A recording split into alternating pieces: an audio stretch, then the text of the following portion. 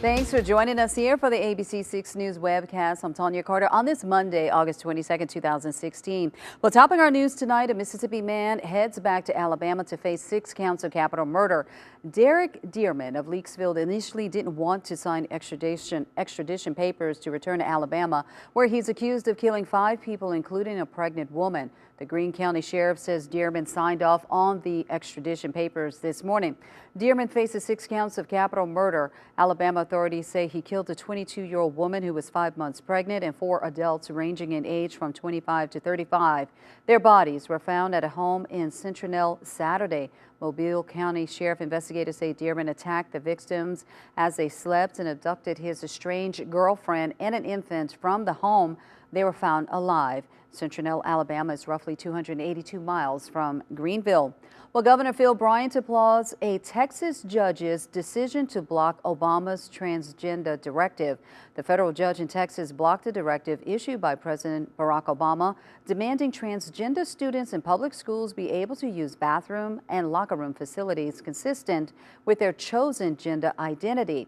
Governor Phil Bryant said today on Facebook he supports the judge's decision and called the president's directive a social experiment. In May, Mississippi joined 11 other states in a lawsuit challenging the directive as unconstitutional. U.S. District Judge Reed O'Connor said the Obama administration should have listened to input from schools before announcing the directive in May. O'Connor also expressed how sex is defined under Title IX, the federal education law. The judge said the law is not ambiguous about sex being defined as the biological and anatomical differences between male and female students as determined at their birth.